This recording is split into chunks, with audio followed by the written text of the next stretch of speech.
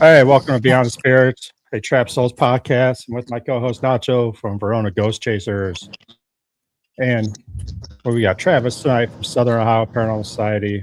Tonight we have a special guest. You probably kind of recognize him on a whole bunch of social media accounts by all the pictures helping out at Fairfield, Madison, and was it the 314 Masonic Temple now? He is not just a handyman; he is a seasoned paranormal investigator and also known as Godfather of the Fent Box. We welcome Jeff Fent. So how you doing, Jeff? I'm doing okay. So did that Godfather? I only saw that on the Cleveland Paracon. Did that just come up there, or is that what people call you? I think Adam calls me that. He has a lot of names for me. I hadn't heard that in a little while though. So that's Yeah, I cool. saw it pop up on your advertisement for the Cleveland Paracon. I'm like, that fits. That fits. Yeah. So the host here tonight, Nacho, he's from Verona Ghost Chasers out of PA, and Travis, Southern Ohio Paranormal Okay. Society, out of Southern Ohio, obviously. Okay. So we do this podcast once a month, and we like to invite a special guest, someone that's influenced the paranormal, just not in investigating, but all around paranormal. We thought of you, Okay. so Very we cool. appreciate Very cool. it. So Thanks first for having me question, on. yeah. So first question, we'll get right into it. How'd you All get into the paranormal, and how did it turn into the Fent Box? right. Shoot, 30 years ago, before we bought a house, we were renting a house, and I had a 35 millimeter camera, and I would take pictures of the cat, or just general pictures of the wife or whatever in the house, and I started catching images on my camera, and it wouldn't be throughout the whole you know uh, roll. I would just get one picture here, and the next roll one picture there, and I got to the point where, okay, there's something wrong with the camera. So I had a camera shop that developed my film. I took the camera down there, the film. I'd even started using like Kodak, or I went to Fuji, and I went to another one, and I would get the same thing. And I took the images, the pictures, the negatives, the camera down there, and I said, "You guys tell me if this camera's, junk, it's causing this. Is it in a developing what?" And they couldn't find anything wrong. So I would always get pictures of like a hand. It's like a misty hand or half of a torso, and it was always in the family room, and it was always towards the front door, and my cat was afraid to go near the front door. And so when we moved out, when we bought a house, I asked the landlord, I'm like, do you have anything weird going on in this house? And in between renters, do you hear renters say anything about anything in the family room? And he's like, well, he says, I don't really tell anybody, but when I'm in there in between renters and I'm painting, I might see out of the corner of my eye like half a torso float by. And I'm like, no way. And he's like, I said, well, how did you buy this place? And he said, I was in a estate sale. And I'm like, well, did somebody die in here? And he's like, yeah, the elderly lady, she died by the front door right there. And I'm like, no way. And I'm like, so I kept track and stayed friends with the guy, and he was renting it out to numerous people. And after we left, he had a really hard time keeping people in it because they were having experiences in the house. And then it went up for sale, and it over probably 10 years, I think that house sold 3 times. I don't think anybody wanted to live in it. So that's how I got into the paranormal. I was watching Ghost Adventures back then. I was just like, getting into all this stuff, um, and it all led up to we formed a group, and there was a place called the Emmett House in Waverly, Ohio. I don't know if maybe Travis has heard of it. Have you heard of A Waverly? little bit. Um, the Emmett House was a pretty haunted location. It was on like half a city block. Um, our group started after another group. We took it over, and I became really attached to the place, and a became good friends with the new owner, and it ends up burning down one night, and caught fire, burnt down, and I guarded the debris pile. It was such a vast area. There was an ATM machine in the debris. There was the lady had a business going on in multiple storefronts in that building. And then at night she closed it down. It was paranormal. And so I just had experiences even guarding the debris pile, seeing things, hearing things. And so I asked her if I could take some of the wood beams from the debris pile, and I started building cabinets. I didn't know how to make them talk, so a guy in Texas, he said, "I'll make it talk for you. You build me a cabinet, I'll make it talk for you." And all that would come through that box was Emmett House related stuff. The name Emmett. I have another person that has one right now, and still to this day, she can't use it for investigating because it just says Emmett all the time. It doesn't say anything else. You can't use it to investigate. But I just missed the place so much that giving it a voice to talk, like that got me going. And then ever since, that's why I build boxes out of the Hinsdale House or Madison Seminary or FCI, or I made 7 trips to Eloise Hospital with my truck, bringing back wood. I think I built one out of the Monroe House. You name it, I've probably built a house or a box out of wood from those locations, and that's how it all sort of started. So yeah. That's cool. I mean, they're famous. I mean, you know that, right? Well, I mean, yeah, it's but it's very interesting because, like, I built a house. I mean, a house. I don't know where I'm getting this house thing from. I built a cabinet out of 7 different locations, and when you fire it up, if you're not asking questions and you just listen to it, you can pick out the locations. You can pick out the Hinsdale House, or you can pick out Madison or Fairfield, or it's sort of crazy. And so I truly believe the energy from those locations rests within the wood and items from those places. I know a lot of people don't believe in that, but when you experience it as much as I have over the past 10 years, you tend to become a believer. And yeah. yeah. I was just at down at Coco's with Stephanie, So, and she brought the box that you made her, yeah. and it was cool. I mean, that was the first time I got to hear her box, and it was we got a lot of good stuff out of it. So I Good. mean, Good. so it was Yeah. funny. I mean, I'd messaged you before and asking you, so I'm not going to ask you on the show. But I messaged you before. I'm like, I want a Fent box. But so I did the West Theater. I know you're backed up probably like 12 months. So, but we were doing a West Theater, and that's the first time I met Stephanie, and she was like bragging to me, "Oh, Jeff's making me a Fent box, blah blah blah." And I'm like, I've been trying to get one, Yeah. and not joking. I don't know if the spirits were talking. You texted her that second, your box is done. It was hilarious. It just lined up like it was funny. Yeah, winter months really backs me up because I have a shop. I'm sitting in my shop now in my basement, but I Cool. do all the wood cutting, sanding, everything is outside. And like today, I'm like, oh my gosh, it's like, I don't know, 4 degrees when I get up. I got a foot of snow on the ground, and I just can't do that kind of stuff like right now. So it really throws me behind. Yeah, I I mean, feel for bad everybody, about it. One day maybe yeah, I'll have an indoor shop, but for everybody out there, Jeff does not 3D print these boxes. Like, you look at his pictures, he planes them, he cuts them, he sands them, he stains them. I mean, there's a lot of work into them. So it's not like some of these people that yeah. just 3D cut out and there you go. So no, Well, besides that, there's like Stephanie's box, I had never core drilled a crystal before.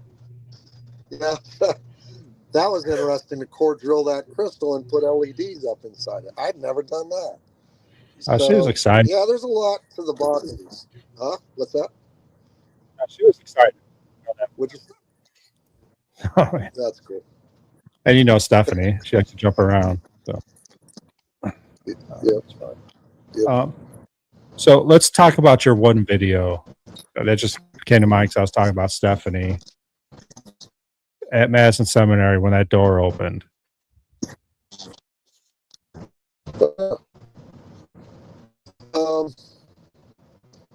It was sort of bizarre. It was back in the beginning when I don't. You probably had a place. I'm there helping. I'm sweeping the floors. I'm just trying to make it look good. I don't know if there was a group coming in an event that night, and I'm waiting on somebody to get there to. And I'm on one hall in the main building, and I'm hearing noises in the other hall. My hall's dead silent. The other hall's busy, you know. So I go down there. I'm like, what's going on? And then when I get to the other side, where I just came from, doors are slamming, and you know, it was just crazy. And I went back and forth for a little while, and I'm like, crap. So I started filming in that hall, and I was actually getting ready to leave that hall, and I just turned around one last time, and you know, the door I thought was opening and shutting. I'm like, can you open it? You know, come on, open it for me. And the wind was blowing, and you know, I'm thinking that it's just probably the wind or whatever, and it opens up a little bit and shuts, and then and I said, open it, and it opens all the way up, and then I said, can you slam it? And it slams shut. And what you guys don't see is the guy comes in, Trent comes in, and I show him the video, and I'm like, okay, you go down that hall and you ask that door to open. I didn't film this because I didn't think anything was going to happen. And he goes down there, and that door's opening and shutting on command for him, just like it's normal. And I tend to believe it wasn't the wind. What I witnessed after the fact with him, and then I talked to a girl that was volunteering there. Her name's Letty, and she said that she was handing out trick or treat during trick or treat night in that hall to kids, and she asked that door to open and shut, and it did. So I don't know. It was pretty cool. Jack Osborne got me on with the Ghost Brothers, and they aired that video on there. I thought that was pretty cool. Yeah, I talked to Kathy. Was it Kathy Sparrow's husband? Yeah, Tony. Yeah, he's like, he didn't believe it. I talked to him the other day. He's like, he didn't believe it. I'm like, no, I mean, that door slammed. I mean, you can't. Like, it was a good video. If you think about Madison Seminary and how it's related to wounded soldiers, their widows, this and that, strategic things that go on in that building, that it's almost like they play games with you. It's like a strategy. And I think that was their strategy that one day was just going to mess with me. And then they did what I asked them to do finally after they messed with me for a while. Yeah. Oh, good video. If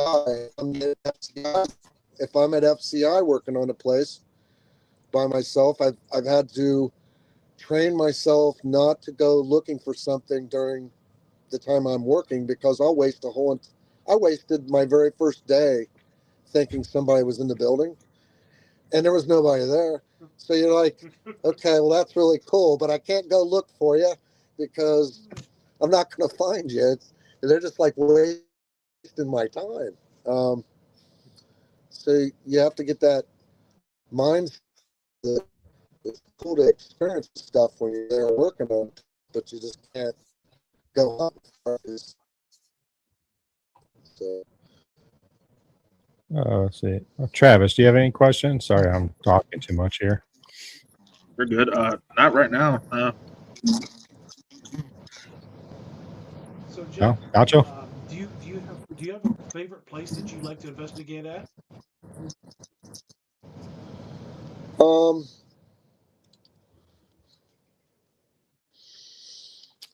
I like them all. Probably the one that I spend a lot of time at, and I don't even spend time in the house, is the Hensdale house. I spend a lot of my time either up in the woods or down where the hanging tree was, because of what I've experienced there with Daniel and quite a few other people, especially the hanging tree where it used to stand when you come off the main drag, go up the lane before you turn to go over to the Hensdale house. That is a trip. If you know where it is, you need to make a visit to that spot. But you don't want to stop a vehicle there because you'll have vehicle problems. And if you don't have vehicle problems immediately, you will later. And I've witnessed it. I was told the very first time I went there, don't stop. If you know where that tree is, don't stop. Just walk down. And sure as shit. I mean, I didn't really believe it. And then my friend Brandy, she stopped down there on the way up. And later that night, we're sitting around a bonfire. Her car alarm goes off. Her windows are going up and down. Her lights are flashing. And we couldn't get it to shut off. And finally, it went dead. And that next morning, we couldn't even jump. That battery was so dead. I mean, we had to go get her a new battery. So, and I said that's because you stopped that hanging tree. But the hanging tree, Daniel says there's a soul collector there. His name's Zeb. And if you go down there with a ghost box, we went down as a group, a candlelight group, during a 3-day camp out.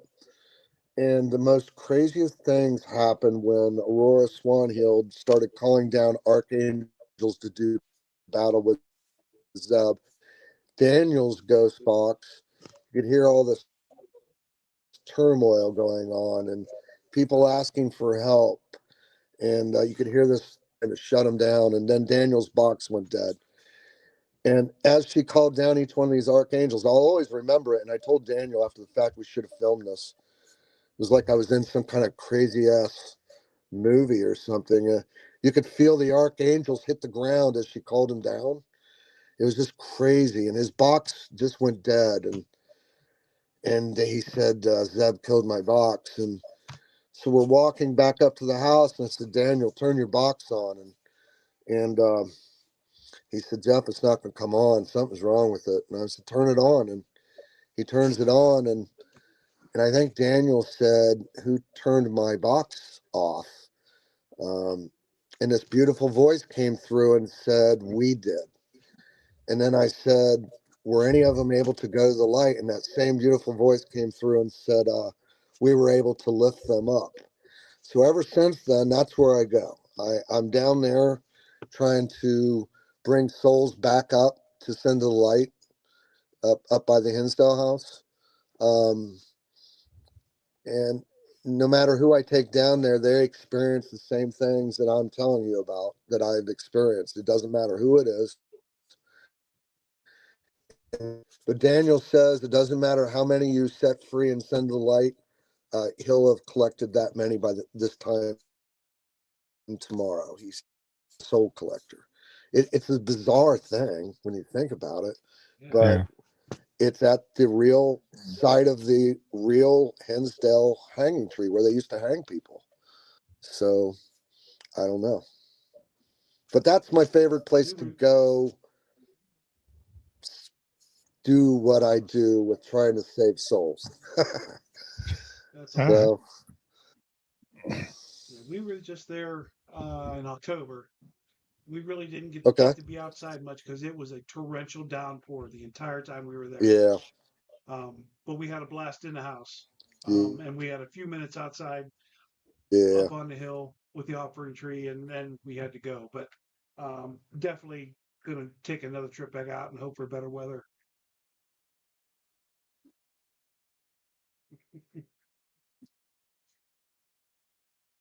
Good stuff.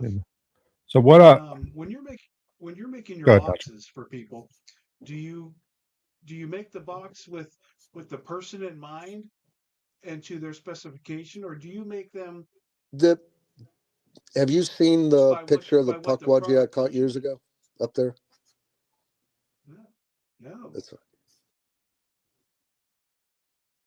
Which one was it? just make boxes to sell with nobody boxes to sell because I had more time, and they weren't like specific to the person, but anymore, that's why I'm so lined up with boxes and they're all like personal requests. So yeah, most anymore they are made to what that person wants, or how they see a box being, if that answers your question. Yeah. See, I think if I was to get a box, I would want you to make a box for wherever whatever the wood is telling you to make. Whatever the spirits are telling you to make that box to be. I don't want to influence. I would want your influence or the spirits of the wood to tell you where the wood came from to tell you how to make it. Wouldn't that make more Well, sense? that does happen from time to time. Yeah, I have people that, I mean, I might take their logo and have it lasered into the wood or something like that. But in general, most of the box is my idea, but it's sort of my reflection on what I see that person wanting. I don't know. I just get a feeling for the person. I talk to them for a while before I build it, and sometimes they just cut me loose with no direction, so to say, and it ends up being something that they really like. So, yeah. All right, Yeah. let's get this out there too. Whenever That it's my turn, that's what I want. Okay. you're after me, Nacho. Come on. No, I'm way down the road. I haven't even got on the list, but whenever my time comes, that's what I want. I just want it done naturally. However you get to that point. Okay. well, I do want to get one thing out there though. Jeff makes a lot of boxes for donation too for the help. Like Adam, you make one for MadCon. I don't know about every year, but you made one last year to raffle off, right? Yeah, I make a raffle box for FCI Con, MadCon, the Gettysburg Bash,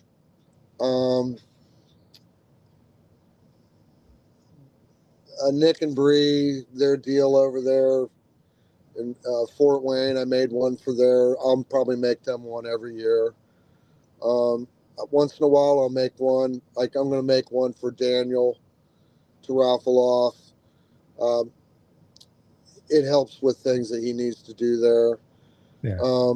If somebody's in need, like one of my friends who had surgery and couldn't work for 3 months, I built a box to be raffled off to help her out.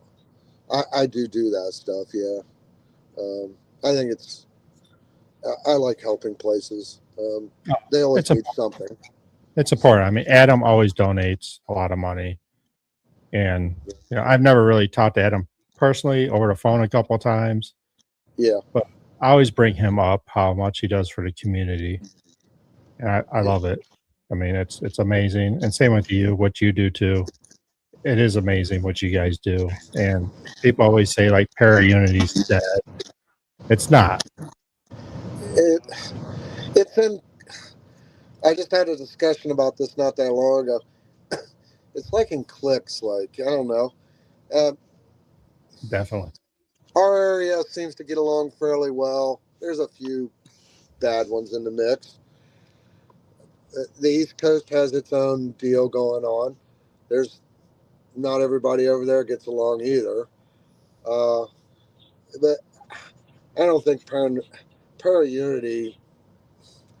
Man, I hate to just. In my eyes, it doesn't really exist. It's sort of groups and people that get along. That's their own little para unity. It's there. I just did a live 2 days ago about somebody saying horrible things to a friend of mine. I think she lives out in Kansas. Most sweetest lady in the world. And they said, you live a privileged life. They just were saying horrible things to her. So she made a post. She never really comments on it, but making hurtful comments to people really doesn't serve a purpose. And No. and in that live feed, I talked about Adam. Adam was talking about probably a month ago about what a gift it is that you're even here, because your parents had to meet each other, their parents had to meet each other. It just goes back in time, and it all led up to you being here. What are you going to do? Waste your time, being a horrible person? And you should be out there doing things for people and making your life as good as it can be, not out trashing and bashing people. It's like it's not right. So I don't even like hearing the word para unity. I mean, it's thrown out there all the time. It doesn't. It sort of exists, but it doesn't. So I mean, I don't know. my philosophy, it does. Okay. I mean, this is where I'm coming from, but just like life, there are people that you talk to and be like, that's not for me. Right. And same thing as the paranormal groups. There might be someone that we don't see eye to eye, and that's fine. Move on. There's no reason to bash them. Just move on. Right. Right. And it's the same thing in life. Like if you don't get along with someone or you don't see eye to eye, just move on. Yeah. It's fine. So I mean, I think parent unity does exist. I'm not saying that's a goal of mine is to create parent unity. I've met a lot of great groups. I mean, I'm going over to UK in June because of the groups I had on a podcast. I mean, it's there. Yeah. But if you have a problem with it and the drama, I always say that. Look in the mirror. Maybe the drama is you. Right. Yeah. That's all I'm going to say about that because I don't want to go down that rabbit hole. That's a whole nother podcast, which I will gain or lose a whole bunch of followers from. Yep. Yep. I agree. So, I mean, paranormal wise, let's get off the Fent Box stuff because it is what it is. Well, the Fent Box once, I know Stephanie wanted a dollhouse and it just could not happen. And she said you tried so hard. I mean, I just couldn't picture it. I mean, it was like, and I don't know. It just led to what she has now. I mean, if she hadn't asked me for the dollhouse, then maybe, she wouldn't have ended up with the box that she has now. It all, one thing leads into another. I had a lady that I bought 3 different tube radios thinking each one was perfect for her. And then once I got them and started looking at them, and I've actually built them for other people, but it wasn't what she was intended to get. So I just built her one. I just created the box instead of buying an existing radio to convert for. I don't know. It's almost, I bought something today that I had no intentions of buying. It's a heart-shaped trinket box. It's so intricate. It's from Japan. It's very old. And I was just going to take the lid off of it, and that was going to be mounted on the outside of a box. And I just because I jumped on it on eBay to look at it, they sent me an offer. I'd forgotten it. I even looked at it. And so, okay, that's a good offer. I'm going to buy it. I mean, I can use that.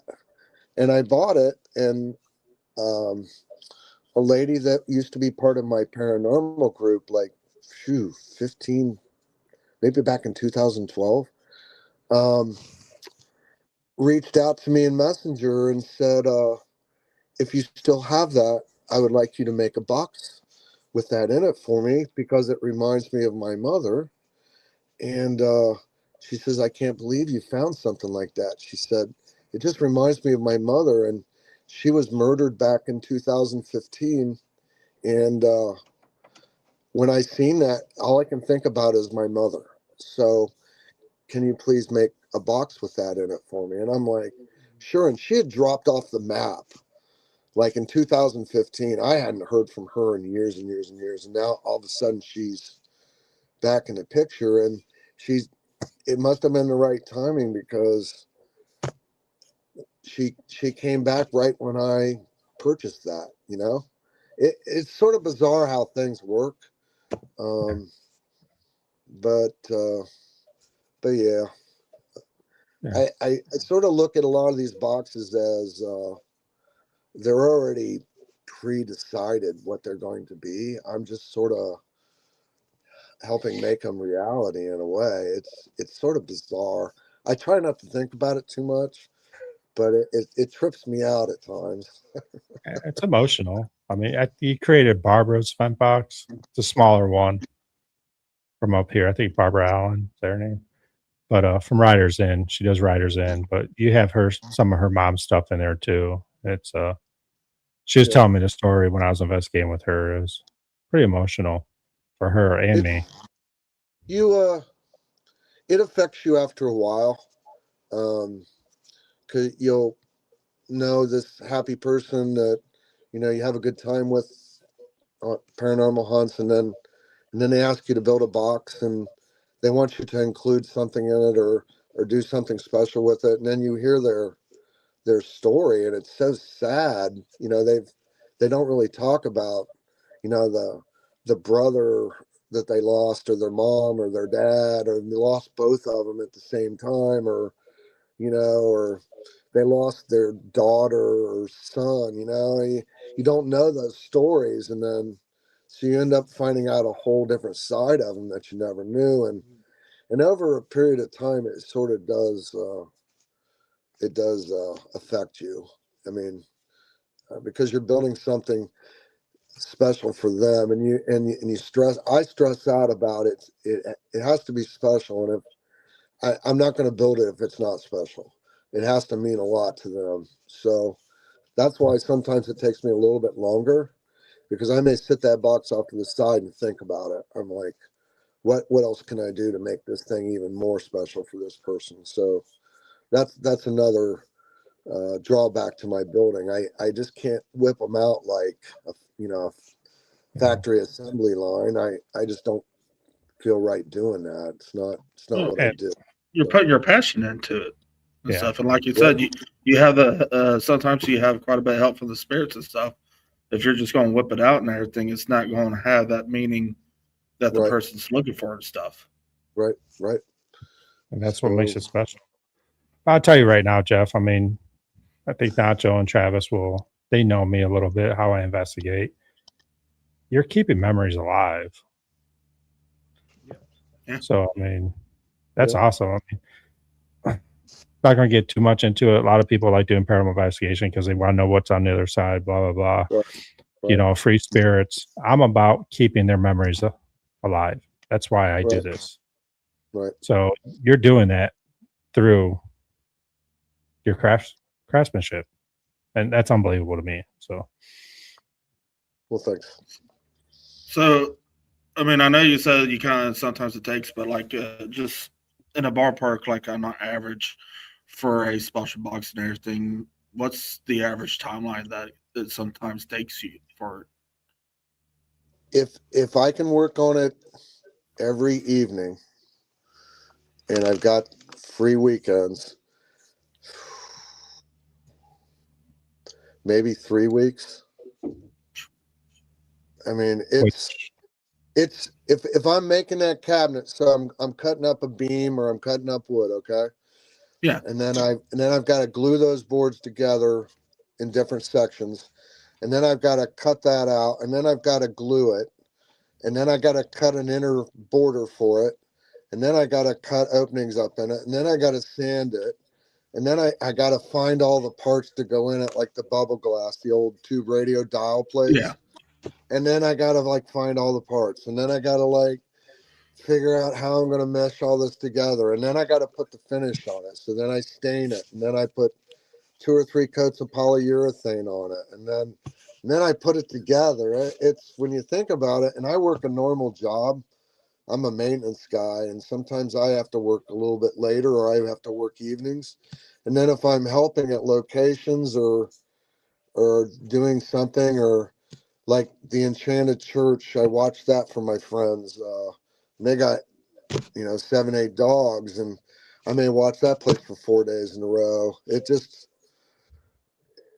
all adds up into that time span of how much time do I actually have to work on this box. So it gets a little rough. And then I might, like right now, I have multiple tube radios that I'm working on all at the same time, because I can do that during the winter.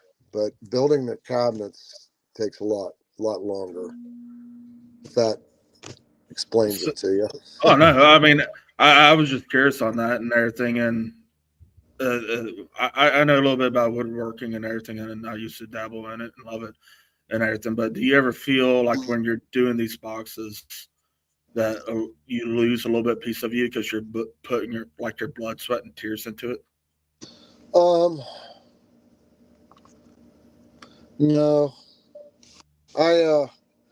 I'm trying to do as much as I can while I'm still able to. And, I've thought a lot about that. Like in my younger years, I was a wild child, and just wasted so much time just doing stupid things and going places. I'd go out of town and work quite a bit, which was fun, working on hurricane damage on poles and stuff. But the stuff I'm doing now is more meaningful to me. So if I can do it another 5-10 years, I'm going to do it. I'm going to make as many boxes and help as many people as I can, because I know my time's coming. I'll be 65 this year, and maybe I can keep doing it another 10, 15 years. I don't know, maybe 5. I may be gone tomorrow. You never know, Yeah. So it doesn't seem like I'm, losing a part of myself, spending so much time doing it. But it's what I get enjoyment out of doing is making them and helping people, and I love working on old buildings. So anyways, I wasn't kind of like meaning that. It was more like because I kind of believe in when you building these devices and everything to help us to try and discover the unknown and stuff. When we put our intent into it and everything, sometimes I feel that we might lose a little bit of our spirit into it. Like what our intent we're putting into rubs off on it. yeah. The only thing that happens to me is,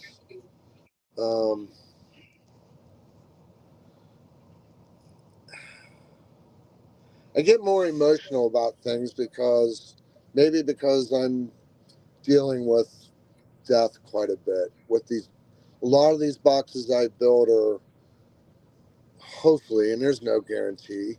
There's no guarantee at all that somebody can talk to somebody that's passed away, but a lot of my boxes are dedicated to somebody that this person wants to talk to. And like I was telling you, you hear their stories, and over a long period of time, if you hear a story in it, and then it just affects me emotionally a lot. I mean, I can't go to funerals no more because I get too emotional. I don't know. I used to be the person that was totally fine. I was the one that held it together at a funeral or something. We have funerals where I work, and if they have a funeral where I work, because it's a church daycare facility, an old Columbus public school that they put a church on the front. I have to leave. I can't be there. So I don't know. It's sort of an emotional toll more than anything, if that's what you're asking. Yeah. All right, so I'll throw this up there. I was thinking the same thing. Do you have I guess, an apprentice or anything that, or are you just keeping the trade secret to yourself? No. If someone wants to know how I build them, I show them. I've had several people Um, my friend down in Louisville, I gave her wood from FCI because she wanted her dad. He built a like a pyramid ghost box for her with like a at the top of it was a triangular shaped crystal that illuminates. And I helped him and sent him little drawings and what to buy, pictures of the parts. And as he was putting it together, if he needed help, he just gave me a shout. No, I'm all for helping people build their own boxes. I don't. It's no secret. I don't. Yeah. No, I mean, some people probably. I mean, I know some box builders that do not want you to know what they do. I mean, Yeah. they almost booby trap their boxes so that if you take it apart, you're screwed. I know one person in particular. You can't take his box apart. If you do, it's not going to ever work again. It would have to go back to him. So Oh, yeah. Another question coming up here. yeah. Oh, I hit it. Sorry. Hold on. There you go.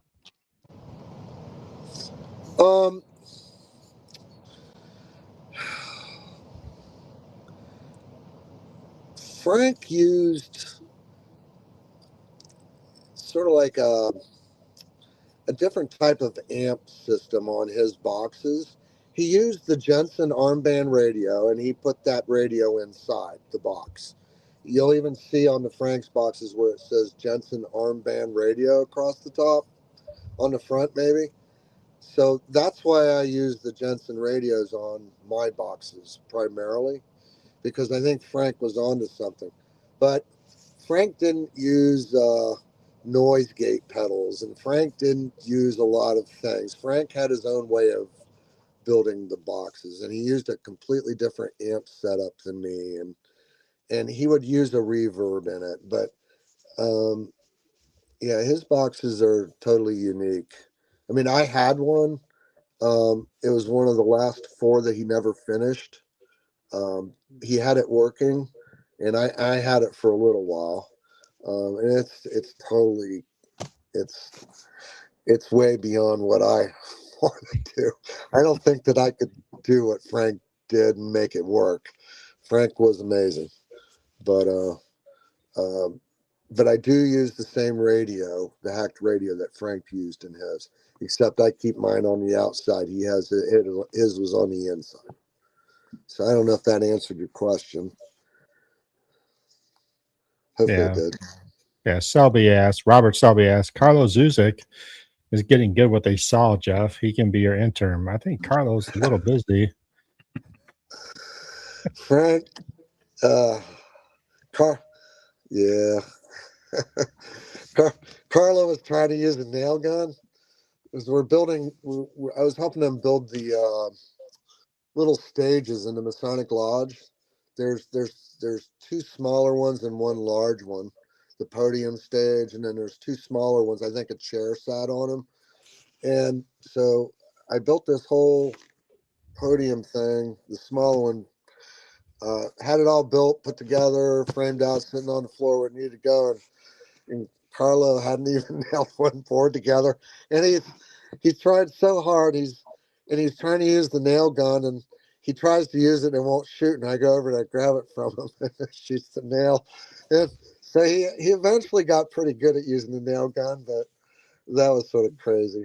But yeah, if he's getting better with the saw, I'll have to commend him on it next time I talk to him.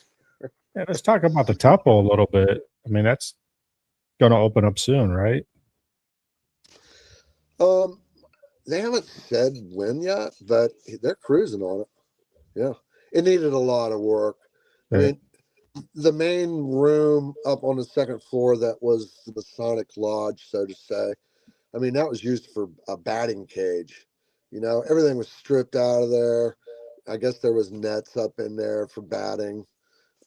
So they've taken all that apart. Um, they've been traveling out of state, buying all the Masonic Lodge, official Masonic Lodge benches, tables. they just posted pictures. Robert did of all the Masonic Lodge dishes and stuff.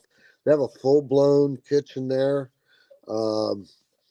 It's a huge kitchen. It must have been, done like that to serve, all the men when they come there. I mean, everything that they're putting in there is like Masonic Lodge stuff. It's sort of crazy. They're even building a secret room that, you normally would not, if you were visiting Masonic Lodge, you wouldn't be able to look into it. They know what those rooms look like. So I'll be curious as to how that turns out. Yeah, Robert said soon. Very cool. So I'm going to be excited. Yeah, and talking about where they're working, okay, Carlo and Robert and me and Doug, and we're working, we're sawing, and you hear a door shut, and then you hear somebody coming up the steps, and we all stop. We're like looking over. They have to round the corner once they get up the steps for you to see them. And we're like listening to these footsteps coming up the staircase after we hear a door shut. But yet there's nobody there. Nobody ever rounds that corner. And you look outside and there's no extra cars. You go downstairs, none of the doors are open. Yeah, there's nobody there. And that was happening multiple times while I was there. And I've only been there a couple times, So it's interesting the activity that we got just the short time I was there. So I'm going to be real curious what it's like once they have that place done. Maybe all the construction going on is ramping things up. I don't know, but it's a neat place. yeah, a lot of people are excited about it. I know you've been working on it. I'm guessing Robert's been working on it. I have no idea who Robert is. Robert's on it like every day. Yeah, I've only been up for a couple afternoons, maybe. So, was it the Screen Police? I've seen them up there for a while helping out. I don't know. Yeah, I mean, possibly they post it. I don't know who's in that group or not, but okay. No, it's cool. I mean, it's what you do, and everybody, including Adam, to keep these historic places alive and up and running is unbelievable. So, I mean, how do you feel about that? I mean, well, and I'll just say something about Adam. And I don't know, probably not very many, and I don't even know if I should be even saying this or not, but a while back, Adam was offered a substantial amount of money from Madison Seminary. I mean, a substantial amount of money. And he turned it down. He said, that's not why I bought this place. I bought it to save it and for people to be able to enjoy it and for it to be around forever. I didn't buy it to make a profit off of it by selling it after a while. And I don't think very many people even know that he was offered. And it was a lot of money. I mean, I was shocked at how much money he was offered for that property. And he turned it down. So cool. If that tells you anything about Adam. I mean, I've heard Adam talk on his Facebook Live and whatever. And, again, I haven't talked to him one-on-one, but it is amazing what he's doing. And he says straight up that he just wants to save these properties. Yeah. Yeah. And that takes a lot of respect. I was talking to him yesterday, and he's like, well, a lot of these places, they don't drop their prices in the winter. They don't do this. They don't do that. I mean, Adam, for a weeknight, he's charging you $150 for FCI or for Madison for the night. Okay. Now, granted, it's cold. You can go out in your car and warm up, if you need to get warmed up. But $150 for a weeknight. And I think he's charging $250 or $300 for a Friday or Saturday night.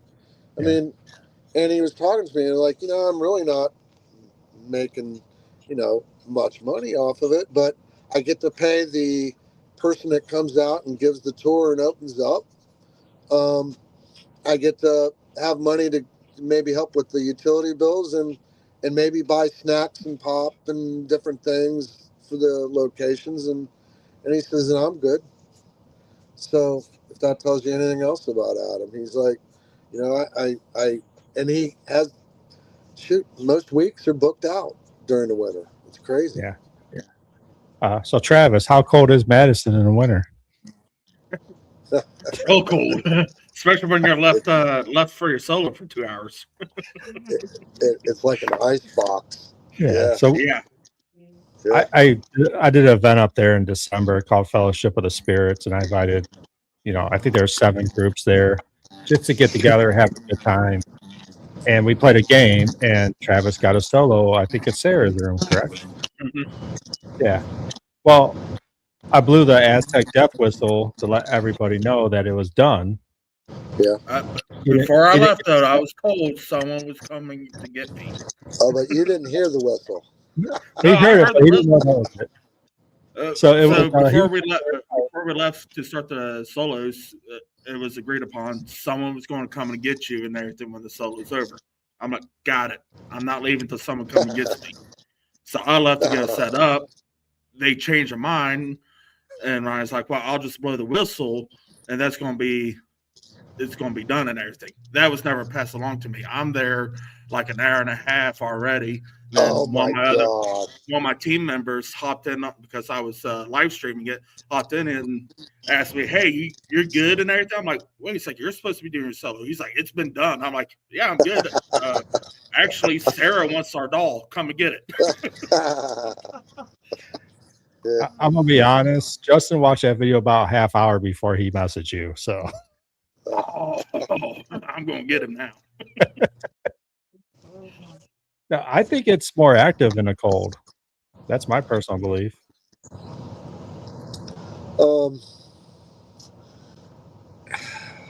Yeah, when Adam first bought that place, I spent a week there pretty much primarily by myself because we had to get all the exit signs working. We had to retrofit new exit signs. We had a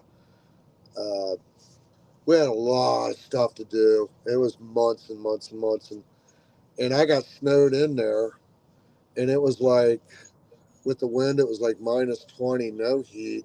I couldn't get in the back house. We were wearing those white hazmat suits, those plastic suits. I think you can buy them because they hold your heat. So if you kept moving around, you're okay. When you slept at night, you slept underneath like 10 sleeping bags. But yeah, it got horribly cold there, but it was like extremely active. I mean, I was sleeping in one room and I left the hall lights on like it was going to make a difference, you know, because like I was going to keep the ghosts away or something. And I locked the one door and I could see into the next room over. I couldn't lock that door.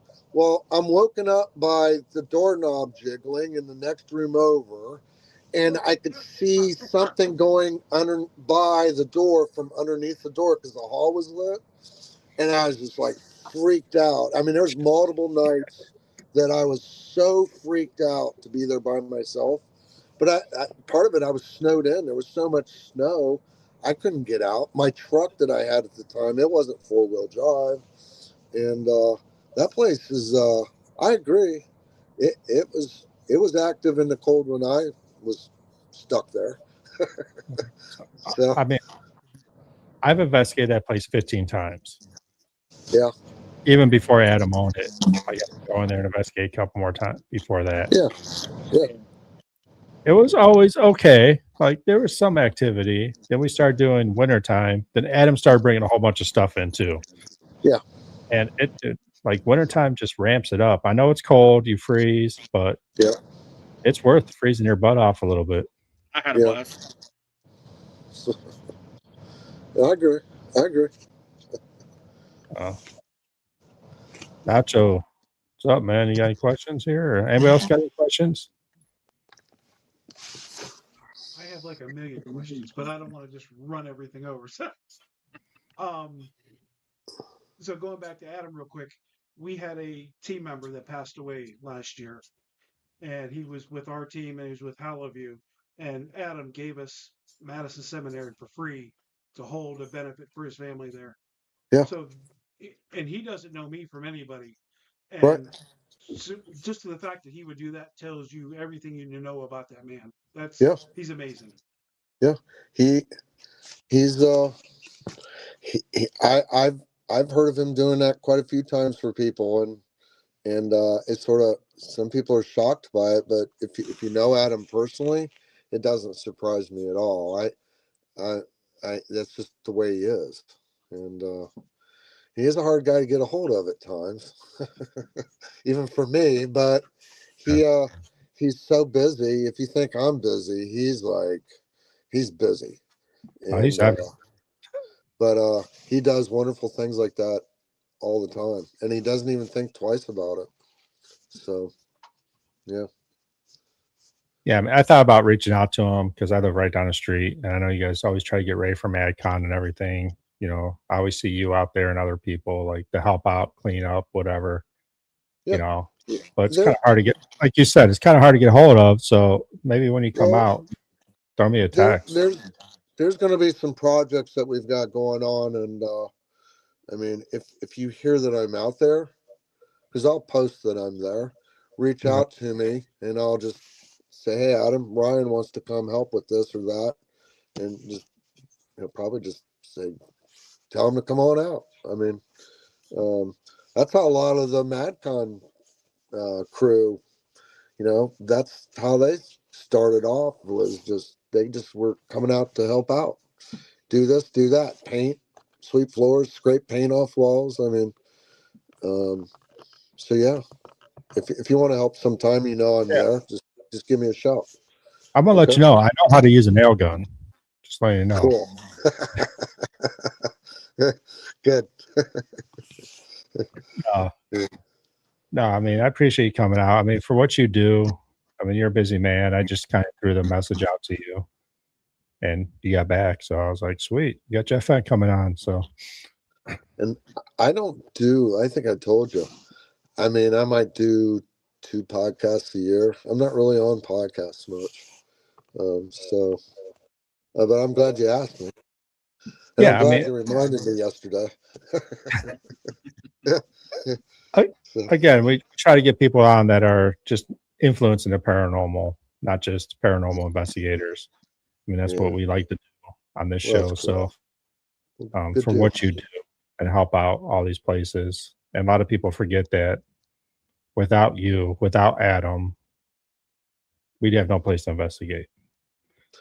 So Yeah, well, I don't need any thanks for any of the stuff I do, because I know, like you would, most people would just do what I do.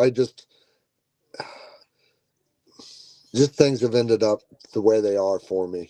I've been fortunate enough to meet Adam, and he's needed help on things. So just everything's just sort of like ended up the way it is. It wasn't any great plan of mine. It just, yeah, just like building the boxes, it just happened. And so, and I don't, I appreciate when people thank me and stuff like that, but I mean, you would do the same thing, you'd help somebody, if they needed help, just like you're offering to come over to Madison now.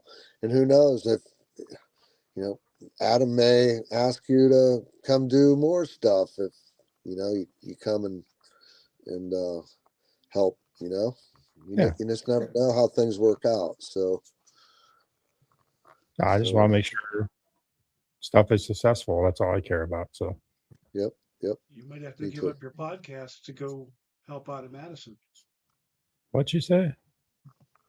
I I said have you to might give have up to my give up your podcast. podcast. Yeah, I only do like 20 shows a month. It's fine. Don't worry about it. Dan Harris. Yeah, that's just a Gen X attitude. We just do it. Don't need recognition. Just do it. That's what it's about. Helping people out. That's a lost cause in this life right now. So Yep. getting off topic. Yep. Take pride in what you do. Help people out. Yep. End of story. Yep. Be a good person. Yeah. Yep. So, Travis. can I ask Travis a question? Travis, Yeah. where's your group out of exactly? We're 45 minutes east of Cincinnati, so we're located in Claremont County, Ohio. Okay. All right. Do you ghost hunt a lot up by me? I'm in Columbus. Do you head up So this way? I Are you mean, we Kentucky? just Or? started last year in April. So Okay. I mean, the most that we've been, I mean, the furthest that we've been in Ohio was up in Madison in December and stuff. Okay. I mean, this year we Okay. definitely plan on trying to venture out more and everything. It's just hard. The three core members of us were in the fire service, and we do 24/48. So Okay. All right. Well, yeah, you got to get up in Masonic Lodge. There, Carla's other place, Beale. mhm. The Gill House is just about an hour north of me. Brunella Cottage is a block away from that. I mean, there's a ton of places. Yeah, Ohio. We was talking about like on a couple other podcasts ago. That Ohio, it has a lot, and Yep. I still believe there's more to be discovered. Yep. There is. Yeah. Yeah. So yeah, if you're up in my neck of the woods, give me a shout. Give me a shout. Definitely will. But anyways. Yeah, I mean, Bill Manor's awesome. I love Bill Manor. Oh, I'll be there next weekend again. My next one there is, I think, December 4th with Yep. Almay Paranormal, I think. Yep. Sure, have to correct me on that because I have too much stuff going on. But no, I love Bill. I can't wait till Lodge is open. I've not been to the Gill House yet. Yep. But That place is you're walking in my gosh. You're walking in Mr. Gill. He was friends with like two presidents, I think Woodrow Wilson and uh, John Deere, Thomas Edison, Mark Twain. I mean, this dude had so many famous people in there. So when you're walking around in there, you're walking into famous people that you've heard about, through history. They were there. You're walking in their footsteps. I'm not even naming them all. It's sort of crazy. I think Henry Ford drove the first Model T into town and drove it to the Gill House, I believe. wow. I mean, it's that crazy with history. So, and it's got a pretty good haunting going on to it too. So, Definitely have to check that out. We got a lot of people on Beyond the Grave Ghost Hunt. So thanks everybody for joining. Got any questions? Now's the time. Don't be wishing later that you have something. So let me tell you about my lives, Jeff. So this live was Okay. created so people can ask you questions during the live. Right. Okay. They wait till we're an hour, 20 minutes into this thing to start asking questions. Oh. That's just the way it is. Yeah. Hey, my number one fan's not on tonight. Uh-oh. What's going on? No, she was. She was. Was She she? commented there at the very beginning. Oh, okay. Yeah, I mean, so let me talk to Bill House a little bit. So he brought some stuff from Bob Mackey's. Do you believe Carl is attached to any of that stuff? I'll give you my thoughts on it after yours. We had some sort of crazy things happen in the basement of the Beale where some of Carl's stuff is. Where his door is. It says "keep out" or whatever. And then a person that did not know that stuff was there, okay, had no clue that stuff was there. She's standing there and she's got abilities, and she's like, Jeff, did a Carl live here? Why does Carl's name keep popping up in my head? And she's standing right there by his door, but she's not facing it. And I told her who I think she's thinking about. They were still reviewing stuff from when we were there, so I don't know what they got. But you know what they're doing with Carl's bathroom, right? No. So Robert bought Carl's entire bathroom out of Bobby Mackey's. Okay, everything that was in there, the bathroom, he bought it. They're going to build that within the Masonic Lodge. So Carl's bathroom, I don't know if I'm supposed to be telling this, Robert, if he's watching, but I mean, he did the kind of way say I that he had understand all of his it, bathroom. they're going to build Carl's bathroom in the Masonic Lodge. That's crazy. So it'll be like you're walking into it at Bobby Mackey's, but it'll be at the Masonic Lodge. Isn't that tripped out? Yeah, that's weird. That's crazy. So the base, so Bill Mayer basement. This is the feeling I got. I've been there twice since he got that stuff. Is Okay. that people just ask about Carl so much? I think his spirit down there is getting pissed because it's not Carl and he's being like forgotten. So I've been going there ever since Carlo got the place, and something has changed on the second floor. You know, the landing there when you come up the steps, Oh, and definitely. you're sitting there in those chairs, and it didn't used to be anything bad, and for 2 nights in a row, everything I got right there, sitting in a chair, listening to my box run, was just the most horriblest things. It's just like this woman's talking about, and we have this on video, about sucking or something about sucking her blood, and the devil's going to kill you, and things like, okay, and we have all this on video. Okay, it's Jeff. Hurt him now, and just crap like that, and then you take the box other places in the building, and it's nice and calm and collect, and nice things are coming through. And then the next night you take it back up there thinking, okay, well, it's going to change.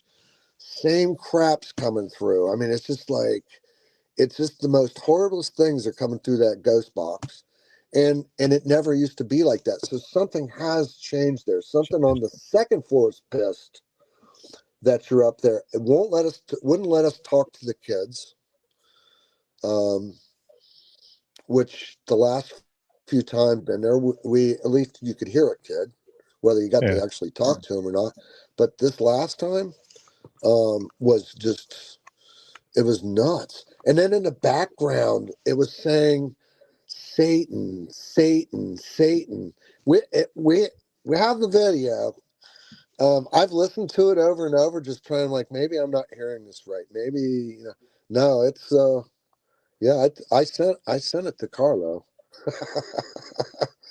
So I don't know what's going on, and it seems to be that second floor. It's right there, that main hallway, right up front. I mean, that kind of stinks because those kids were playful up there. Yeah. They're playful in the attic. Okay. They're very talkative on the boxes. That one room with the toys on the floor there, I think there's a crib in there, maybe. I don't know. Mm-hmm. They were somewhat talkable there, but not out in that main hallway. I mean that's why Carlo won't spend the night there, is because he's seen the child on the staircase when he first bought the place. You knew that, right? Yeah, he was telling me about that last time I was there. But I don't know. I don't know what's changed, and it could be just the things that are getting brought into there. It's just like Madison. There's so many different pieces of furniture from so many different places. And it's just like, who owned this? And did somebody die on that bed? Who's you just don't know. No, I mean that energy in Madison has changed in the last 5 years. I mean, I don't want to say darker, but it's changed a lot. Like there's a lot more there. Yeah. I mean, think of the stuff he's bringing in there. So I don't know what's going to happen when Carl's bathroom is in the Masonic Lodge, but I think that you may be going to the bathroom in Carl's bathroom. Maybe what's going on. So I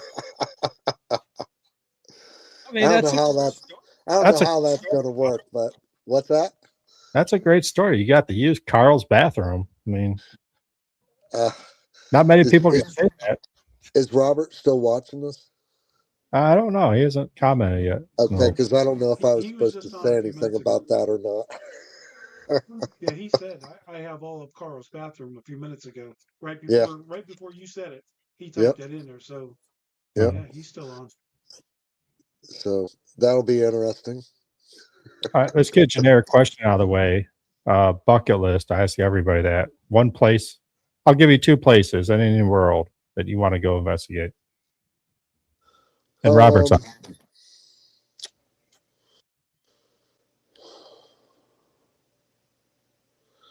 Boy, that's a hard one. Everybody. I've always wanted, and I don't know why, and I don't really like dolls, but I've always wanted to go to that island that has all them dolls hanging. Doll Island out of Mexico City. Yeah. I've always Yeah. wanted to go there and ghost hunt that and just see what the hell that's all about. I don't Yeah. even know why.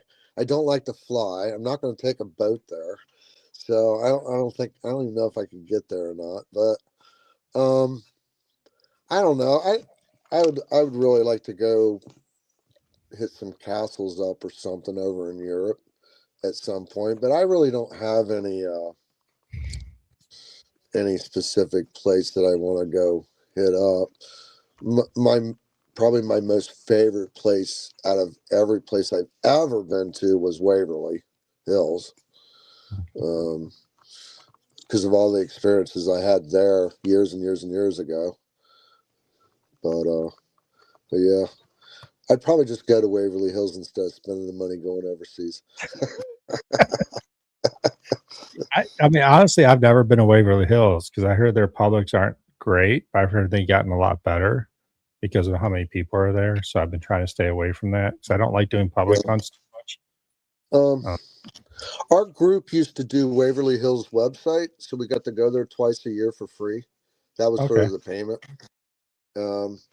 And so we had a small group, sometimes as many as 5 to 10 people. And I just remember sitting on the third floor in the center of the wings, and the moonlight's lighting up the one end. And my brother-in-law at the time, he was a former police officer. We wanted him on the team because he looked at things differently with investigating, which I thought was pretty cool.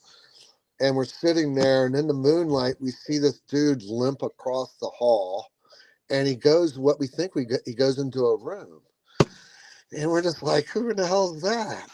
And we radioed down like, no, nobody's up there. So we went down in case somebody was in the building, and there was no door there.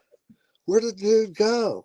And then, so we're sitting there thinking about, like, we're sitting there like, damn, like, just in disbelief.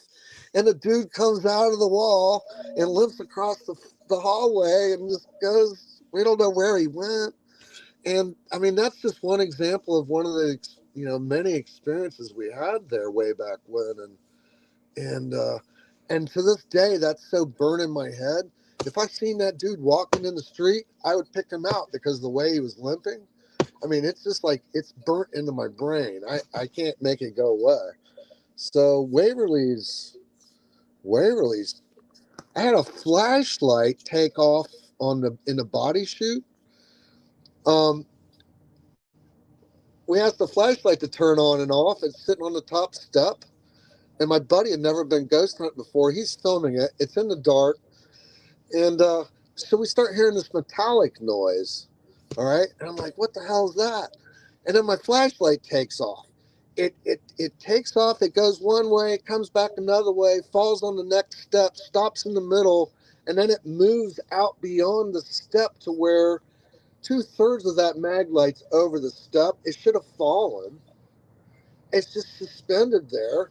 And I reach down and grab it because I'm like, oh my God. I'm like, and he's like, Jeff, you shouldn't have touched it. And he's like, he's freaking out. He didn't even, he was speechless. But we have that on video. I mean, there's just some crazy ass shit that goes on there. I'm in the on one of the death trays, shoved in. My brother left me in there. I couldn't get out. And I'm fucking hearing organ music and shit. I'm like, where the fuck's the organ music coming from?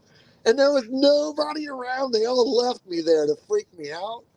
And I'm like, where's this fucking excuse my language. I'm hearing organ music, like off some horror movie or something. I'm like, so I don't know. That's a place you need to go. Yeah, sounds like it. Um, I don't know if it's the same anymore or not with the activity. I don't know. There's a big black used to be on the 4th floor. It was just this black cloud mist would come, and you could see down the hall, and then it would just be coming for you. And you just start to lose sight of the doorways and rooms, and it's getting closer and closer. And then you just get the hell out of there. I'm not going to wait to see what Big Black does to you when it overtakes you. But that was something that I witnessed there that we were told about. We used to call him Big Black. So, oh man, I want to go. I know there's a group out of the UK. I think next year they plan on coming over, one of the groups, and Waverly was one of the places they wanted to do. So yeah, maybe we'll have to. definitely try to do it. Yep. It amazes me because I'm always like bucket list to the people in the UK, and they're like Waverly, Trans-Allegheny. I'm like, you're at the UK. Like, there's so much history over there. Why do you want to come over to America? But they do. Well, it's been on. So all these places have been on a lot of TV shows and stuff, and you always wonder about them. So yeah, I can see them wanting to hit them up. Yeah. Well, I get to live my dream a little bit. I'm going over there in June, so very cool. Very cool. So I know I'm not getting a Fent box, but what, like cast iron 1800s soldiers, would that affect the Fent box?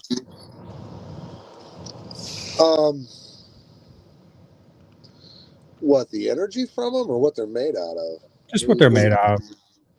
I wouldn't think so. Someone just found some, so I'm going over there. I'm investigating with her, so I was gonna maybe grab a couple. Yeah. Without her number. And I don't know. I'm starting to, certain things I've had to Faraday cloth. Okay. You know, like if I shadow box them off, I may Faraday cloth, you know, parts that are closer to electronics and things. I've started doing that on a few boxes that I noticed needed a little help with interference, but I wouldn't think those would affect anything unless they've got some kind of crazy energy to them. Yeah, it could be. I don't know. Yeah. Yeah, that's interesting, like the Faraday box and all that, because I talked to NCPD, and they were, with their tripwire, they were having a lot of issues with that, with the wires getting too close to the EMF. That took a lot to work out.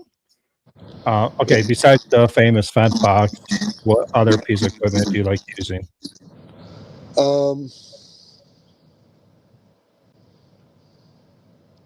just a Fent box? I mean, it's fine. I have to think about this. I don't really use anything else. Voice recorders. I used to have, I mean, the girl that I ghost hunt with, I mean, we have a lot of shared items. We have an ovulus, and we've got a thermal, and we've got quite a few other things. We've got several different ovuluses and REM pods and different things, but we really don't, I don't use this stuff no more. The one thing that I do like to use is the Lucid amped headphones. Have you used those? No.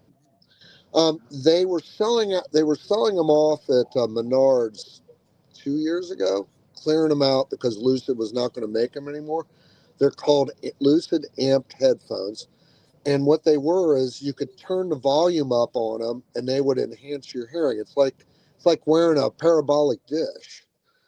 And so I had bought 8 pair because they had them marked down to $10 at towards the end there. I've only got like 3 pair of them left, but we walk buildings with those. And so we think that we hear, like Jael used to be on Josh Gates's TV shows. I walked to FCI with Jael when we were wearing those, and we got to the attic, and we both heard a woman scream. And do I think that we could have heard her scream without those headphones on? I don't think so. But I have a tendency to hear more things like EVPs and things wearing those headphones, where you're hearing it with your physical ears through those headphones. Once in a while, they'll pop up on eBay for sale. They generally charge a lot of money for them, unless you can get a deal on them. So I have 2 pair on a shelf I bought along with another pair. I've never used them because they're all sticky. I don't know what they tried to clean them with, but they do work. But they're on my shelf. I'll probably never do anything with them. If somebody wanted to wear sticky ones. we use them at work when we go shooting rifles. But They're these are the the opposite. but they have microphones in it. They have. Oh, okay. So they take the high decibels out. So when you're shooting a gun, it doesn't pierce your ear. Oh, okay. Okay. But they amplify all the other sound around you. Wonder if that would be something. I might have to go. I don't know, but we sit in hallways just wearing those, just listening. Yeah. You can hear Because when you better. Yeah, because when you tap your finger, you put those on and turn the volume up, and you tap your finger, it's loud. You can hear yourself breathe. Yeah. Yeah. I mean, it's nuts. So I'm gonna have to get a pair of those and check those out next time we go somewhere. Try it. You go to Bel Air House. If you're anywhere where I'm at, like if you go to the cons, I normally have those with me. Okay. I mean, if you want to try a pair with me, I mean, we can walk around with them and see what happens. See what you think. Yeah, that's good. Yeah. Besides, anybody else have any questions for Jeff as he's on? I mean, he only does 2 podcasts a year, and we got special treatment here. So. Yeah. Travis, got any more questions for him? I mean, you're down by him, so. So, I mean, you said you kind of only use the Fent Box and everything. What do you think about Ouija boards? I don't use them, but I think that it's no different than using a ghost box. I mean, you can bring something bad in with a ghost box. I mean, as long as you use the Ouija box correctly, I don't think there's anything wrong with it. It's just like the mirror room at Madison. I mean, everybody says that that's like you're messing, you're going like, it's a portal. You're going to draw demons in. You don't want to go in the mirror room at Madison. I'm like, well, that's not why I built it. I built the mirror room to see what the hell, what's going on. It's like a research thing. You go in with good intentions, and I think along with the Ouija board, if you have good intentions and you close it out, I don't have a problem with it. So you said did you build the mirror room at Madison? You said. Sorry, I was reading questions. Yeah. The Devil's Toy Box. Did you make all the rules for it? No, that was Shelly. I think one of them like no sex, no alcohol. I don't know what else he's got on that. That was Shelly. Okay, that makes sense. Yeah. 2 questions. Deborah wants to know when you can investigate with them. Okay. And Robert wants to know, what is your favorite Bad Bunny song? Bad Bunny song. Is that because we were visited by Fuzzies while we were there working on the place? Is that why he's wanting to know? I've never heard a Bad Bunny song. I never want to. So glad I missed it. And Deborah, where's Deborah at? I mean, what are you in Ohio, Deborah, or? She's with me at Verona Ghost Chasers. Yeah. We're always in Ohio, though. All right. Well, I mean, you guys just give me a shout. If I'm free, or who knows, I might even be close to you. Yeah. You never know. You never know. So. No, it's cool. I mean, yeah, if you guys haven't heard the Fent Box, I mean, I've heard it a few times. I said Barb has it at Riders Inn. I used hers. I was obviously Stephanie from Haunted Havens, she has hers with her crystal. They're just different. I mean, They're different. They're different. they are different and they're cool. So, And you were talking, what Nacho asked, did you ask if I use anybody else's boxes? no, but I that. don't think it. I do have an FM ghost box that, oh my gosh, what's his name? It's a nanocom or something. It was, it's ink something. What's the name of his? Anyways, it's the a ink box? yeah. It was a box that was used. The Ghost Brothers used it for one season, and it was put up for sale, and I bought it, and that box is freaking amazing. That's what I use at the Hinsdale House hanging tree. That's the only box I use there. I think is that what Mandy uses from Ghost Sisters, the ink box? I think they're called so. nano. I think they're called nanocoms or nanocoms. I don't know. They're really neat for what they are. I mean, if a box works, it works. Yeah. I'm not that picky. Yeah. Let's answer me this: Spirit Box, AM or FM? And the only Thank you. place I ever use, I don't set mine up for anything but AM. Okay. And the only place I use FM primarily is at the Hinsdale House with that FM box. I Okay. don't really use that FM box anywhere else. If nothing's working, I might flip it on. Now, the house Nick and Bree have over there in Fort Wayne, ghost Mhm. boxes work incredibly well there. It doesn't matter what you walk in there with. They work so well, it just freaks you out. That's the only place I've ever been. It doesn't matter what kind of box you take in there. They work. And they work well. So take one if you ever go over there. What is that box that Jack Osborne uses? The portal box or whatever it's called? They're outrageously expensive. I know that much. I looked them up. But What the box made by George Brown, the Geo boxes? yeah, the Geo box. Yeah. Geobox. What do you want to know about it? They well, besides that, they're $2,000, but I mean, yeah. What do you want to know about it? Because I used to help. I built George 27 cabinets. I was helping put parts in them for a little while for him. There's 15 of them that have my name on them. If you ever run across one, snatch it up. It says Jeff Fent Edition on the front, Geobox. They primarily work off of AM. He was using either the COS radio or the Jensen. Jensens are hard to find. They were hard to find back then. I hoard them, so I'll always have them. yeah, that's fine. But I have the very first one that he ever made. I have Geobox 1. I love the box. I mean, they sound cool. It like Carlo has.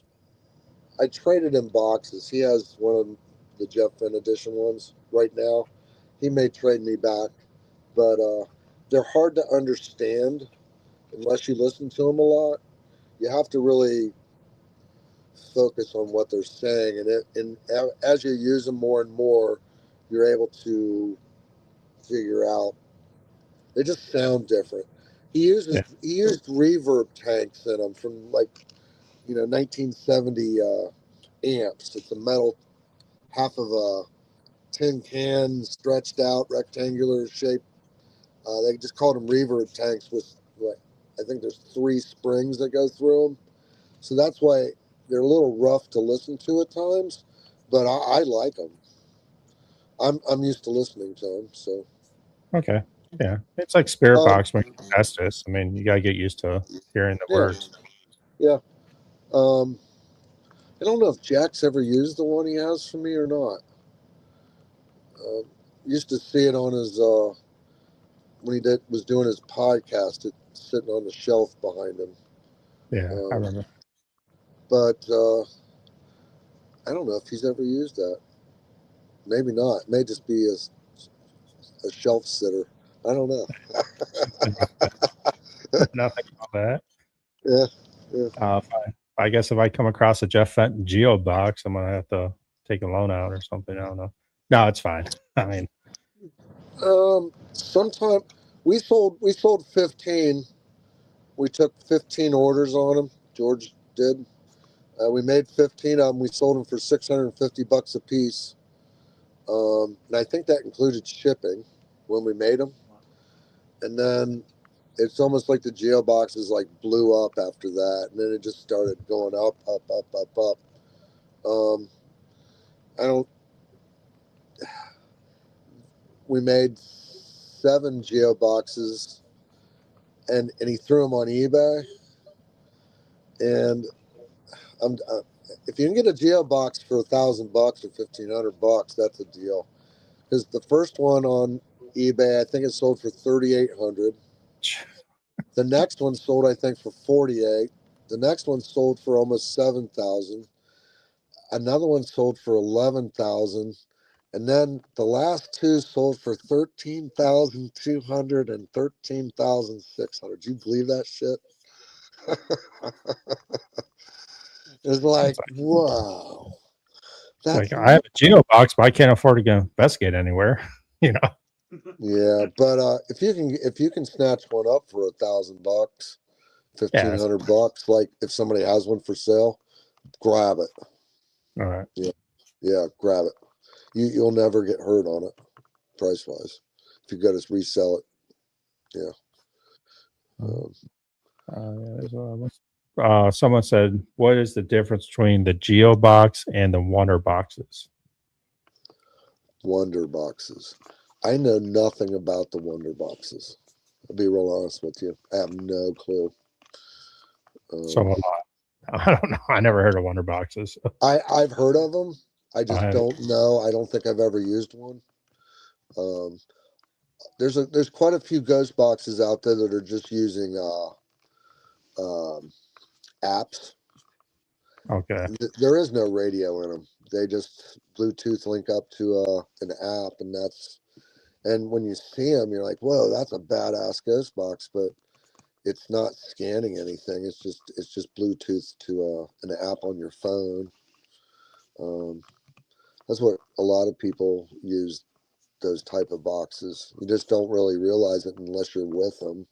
You Yeah. see a video or something like, whoa, that sounds pretty badass. That's a neat box, but it's actually an app. So, That's no fun then. nope. Oh, anybody else have any questions before we jump off here? We're hour 30 minutes in. No, Travis, anything? No, quiet tonight. Nacho, All right. yeah, ask. I mean, Jeff's here. Might as well ask him. Yeah. I hear Deb in the other room asking a question, so she'll pop up here in a minute. All right. So, what do you think of some of the ghost apps, specifically spirit box apps? I don't like them because I've talked to app makers, and what happens is when you're using those like on your phone, it ties into everything else on your phone. So let's just say that you posted that you're going to Madison Seminary. All right, now the app knows that you're going to Madison Seminary. It ties into your maps. It knows your location. If you've mentioned and you've tagged 6 different people that are there with you, now that app knows their names, okay, and can use their first names. I mean, I've talked to app makers and they're like, yeah, those apps are designed to, it sort of like takes control of everything on your phone. It dives into everything. So I just don't trust them. I don't trust those apps. I don't see how. It's not like the reason I use the hacked radios is because I've always believed, like Frank believed, that the spirits are able to grab onto those frequencies. It's energy in a way, and they're able to talk through it. You know, I don't. How do they do that in an app? That's what's always No. confused me. You know. Yeah, I mean, Especially most apps. go ahead. Go ahead. I said most apps actually say for entertainment purposes only. Right. So I think they kind of have to do that too, also from a legal standpoint. But I mean, if you go look at like some your boxes, we got a lot of our equipment from Austin Manor and everything. Yeah. He helps at JW with the IDC devices stuff. I mean, just the craftsmanship and some of the stuff that goes into it. And you're going to sit there and tell me my cell phone can do the same thing? Yeah. I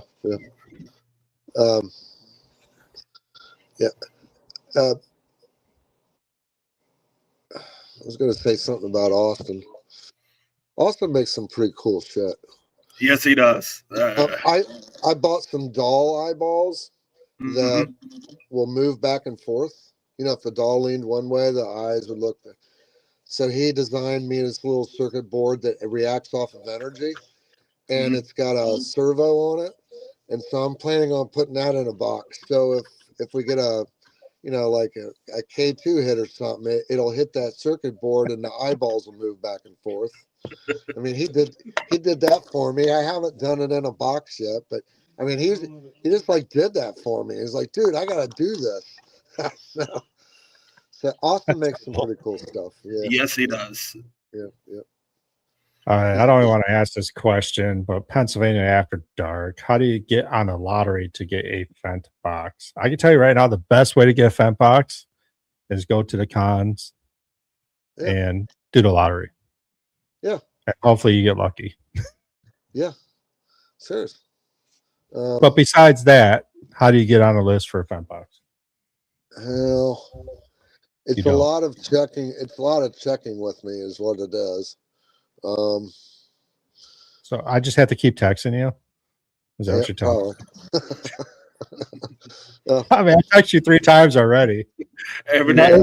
So I texted you 3 times about a Fent box, no response whatsoever. Oh.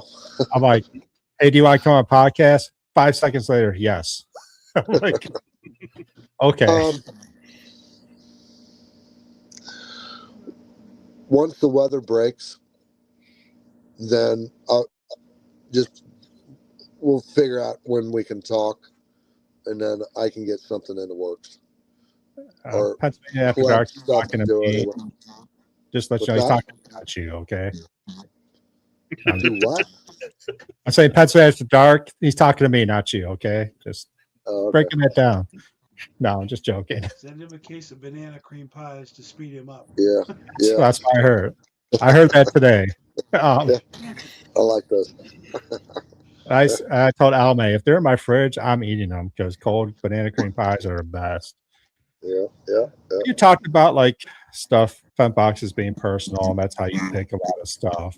And that got me thinking a little bit because like everybody who's passed my life that's special to me, I still talk to.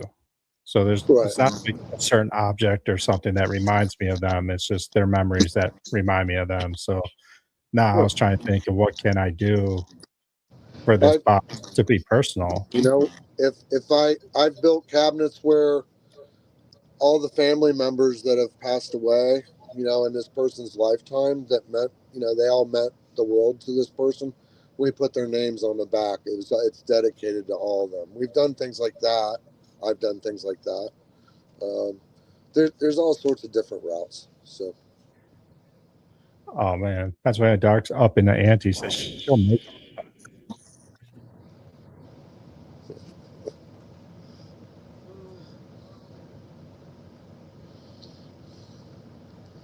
psychic mediums doing seances.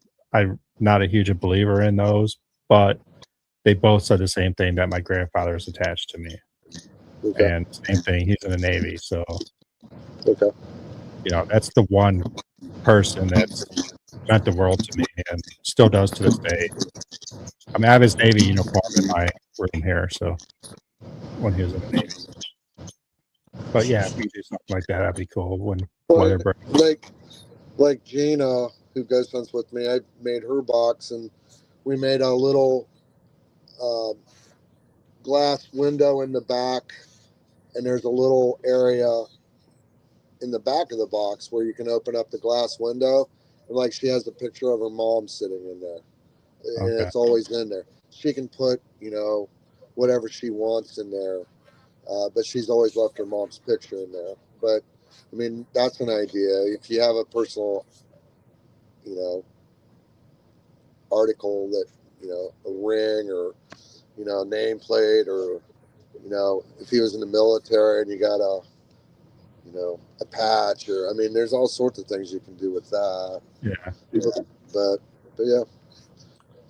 So when the No, that's time comes, we can talk about All right. what we can do. Okay. Yeah, no problem. I didn't mean to pressure you. I was just joking, really. Yeah. I am kind of a smart ass most of the time, so No, it's don't take okay. everything.